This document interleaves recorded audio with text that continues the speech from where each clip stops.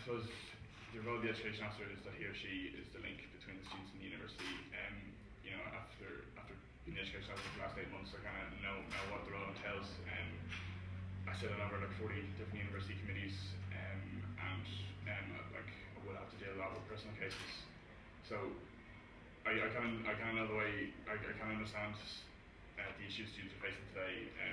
Like in my emails, I would get probably about 20 emails a day just from students. That doesn't include meetings or anything. And then, like I'm sure you guys are aware that like there's students coming to me almost every day, and then so sitting on different committees ranging from low levels of plagiarism all the way up to governing authority. I represent students on every aspect of the university.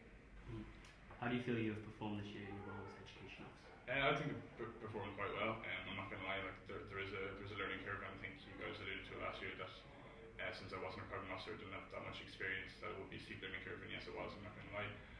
But I think I've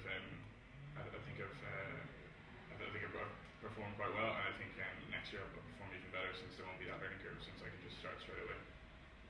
Okay, how do you think your performance as education officer has been perceived by UCD students? That's a good one. I suppose I can only really judge it on the students that I help on a day-to-day basis, and most people I think, whether coming to me or when I email them, would be happy with the way I deal with them. That's just my take on it. The people on the ground who don't really see what I do, I'm not sure. I think it's very hard for an education officer to kind of promote himself or herself, because it's a lot of time in the office reading policies, writing policies, getting ready for meetings, going to meetings, planning meetings, replying to your emails. There's a lot of work in the office, so it's very hard, unlike an ENS officer, a campaigns officer, or even a welfare officer, to go out on the ground and on campus and meet students. And I think there was one of the things in my manifesto last year was to have reach out clinics with the welfare officer, who turned out to be Rachel. And we did have a few reach out clinics in semester 1 and semester 2, so that would involve maybe 2 hours a week, 1 week maybe in arts, 1 week in engineering, roadbook, whatever. And that was good, like especially the one in arts. Rachel might get a lot of personal cases out of that. But there's only so much time you can spend out of the office without hindering your work. When you look back at your manifesto from last year, how do you feel about it? I probably should have got a different picture. But apart from that, yeah, there are some things in there that I'm happy I put in there, and there are some things that I put in there that probably after 2 weeks I realised that this is quite hard, or as soon as I had a meeting about it, it was just rebuffed straight away.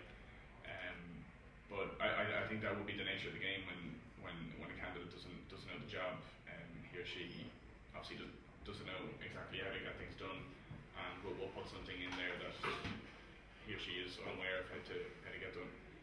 Okay. If I might be so bold, I'm going to read you a list of things that were in your manifesto that haven't come to fruition. Sure. A text alert system. A name and shame campaign after the loss of postgraduate grant. Guaranteeing mature students non-adjacent grants. An elective expo. A cap on the registration fee. Introduction of electronic grants. A reach out campaign in alternating facilities. An activity-based module where students get 5 credits for club and society participation. They're just a couple of them. Sure. How do you respond to that? How do I respond to that? I respond to that my manifesto is from the 1st of July until the 30th of June, and it's only the 16th of February. I still have 4.5 months left. In the role, will I address every single one of them there? No. You can say, for example, which ones you do plan to write. Well, I suppose in fairness. Yeah, no worries. The elective expo was obviously one of my main promises last year, and when I met with the deputy registrar for teaching and learning in July, she informed me that it was a fantastic idea. She'd heard it before, but because registration planning was so far advanced at that stage for early September, it wasn't something that they could implement that quickly because they need to work out everything. But I've had meetings since, and I'm very confident that it'll be implemented for September 2012. Okay, why should people trust your new manifesto if there were so many things that haven't been fulfilled as of yet in your own? Well, I think you have to look at my successes too, and just like say for instance the extra study area during the Christmas exams, it was one thing that students have been calling out for a while, the 24-hour space. And I know obviously it wasn't 24 hours, but one Sunday here during exams there was over 100 students, and as I said, I'd help students on a day-to-day basis regarding personal cases. But I'm only helping one person, but I could really see it that people were talking about it. It was all over Facebook and stuff, and our class reps were putting it in their class rep Facebook groups, and there were their class Facebook groups. And one of the class reps turned around to me and he said, "I posted everything in there regarding like parties or hoodies and stuff." And when they mentioned that, that comment got the most likes.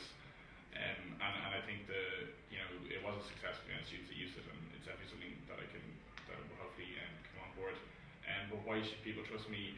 Well, I suppose with the results, but I just think I've helped students, and I think the students kind of recognise that, and it is tough to get things done, especially in education, because things take so long. There's such red tape in UCD, and it's cross the balance, and it's it is tough to get things done, and I think every education officer, there'll be something that will be implemented maybe after 3 years, and then the current education officer will get credit for it, but he or she wouldn't have done anything, and it would be something that the guy who's in the job 2 or 3 years beforehand would have started initiated. Not everyone has an iPhone or an iPod or an iPad, but anyone can download iTunes for free, and they can record or they can listen or watch their lectures online.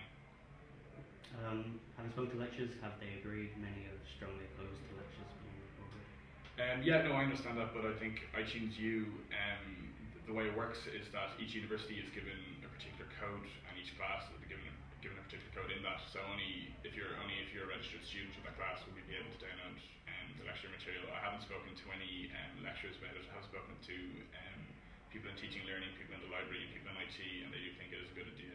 They do, however, think that it would need further consideration for the reasons you alluded to there, but they definitely think that it is something UCD could do in the future. Do you know how many lecturers there are in UCD to be able to, like, for example, a DBR costs, for one of any remarkable quality, costs upward of €500. So how many of those would you need to buy to be able to put this idea into practice? Sure. I don't know how many lecture theatres there are now in UCD. I would say that to start it off, you'd probably just put them into the Newman building and into the science, well, probably on science now with the redevelopment of it, and possibly Quinn, because they would be and engineering perhaps, but they would be the biggest lecture theatres in terms of volume. But then after that, we'd see this probably the success of it. I haven't looked into the cost at all, but it's €500 for TVR equipment if that is the case. I'm not sure. I'm not sure how many lecture theatres there are in UCD, but I think it's an investment worthwhile.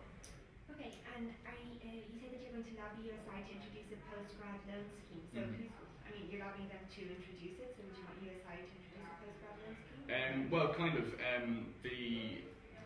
I suppose the kind of thinking behind that was because with the cuts of the postgraduate grants coming in the previous budget, I think it's imperative that we keep as many postgrads in higher education as possible.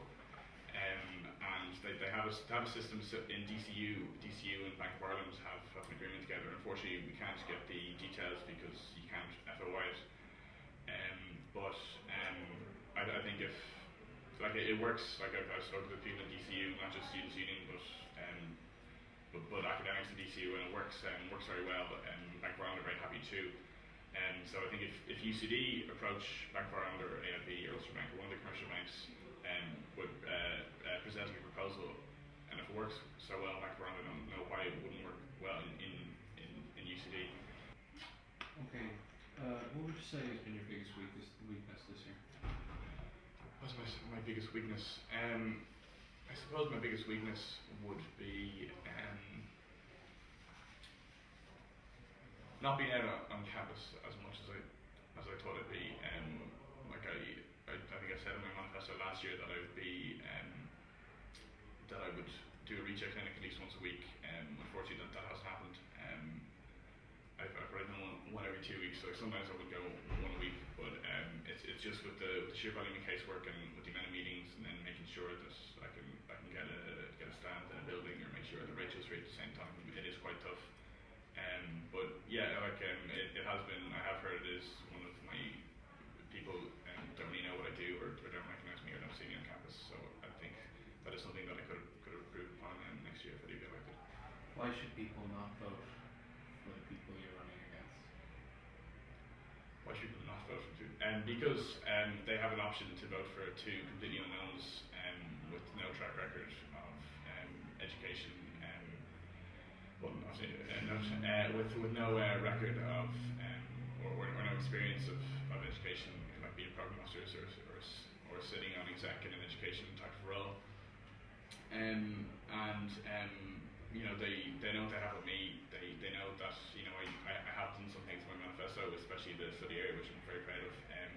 As I have alluded to, there are 4 months left in my current term, and if they do elect me, you know, I'll hit the ground running come the day after the elections, March 2nd, while my other 2 candidates won't get into the job till July 1st. There will be a bedding in period, you know, and that's only natural. Like I needed that time too, but you know, I will have at least 4 or 5 months head start on them, and I'll know what I'm doing. I have the relationships with staff in UCD.